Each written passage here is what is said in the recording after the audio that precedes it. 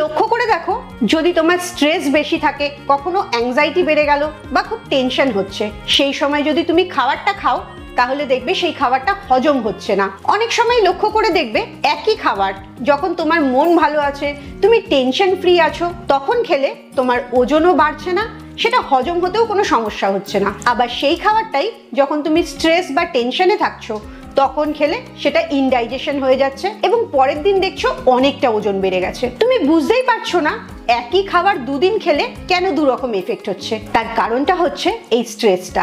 যখনই তুমি স্ট্রেসে থাকো তখন তোমার হরমোনগুলো ঠিক করে কাজ করে না, আর এই কারণেই খাবারের পুষ্টিটাও শরীর ঠিক করে নিতে পারে না। পেটের মধ্যে প্রচুর বেশি চর্বি জমে যায়। তাই চেষ্টা করবে যখন তুমি মেন্টালি ডিস্টার্ব থাকবে, খুব রেগে গেছো, ইরিটেটেড হচ্ছো, টেনশন করছো বা বোর লাগছে, তখন কোনো খাবার না খেতে। সেই সময়টা বেশি করে জল খাবে। শুধু জল খেতে ইচ্ছে না করলে জিরে, মেথি, দারচিনি যে কোনো একটা জিনিস ফোটানো জল খেতে পারো, লেবুর জল খেতে পারো বা অ্যাপেল সিডার ভিনেগারের জলও খেতে পারো। এই জলগুলো খেলে তোমার খাবার ক্রেভিংটা চলে যাবে, আর স্ট্রেস টেনশনের মধ্যে খেলে যে ভুঁড়িটা বাড়ছে সেটাও তোমার হবে না।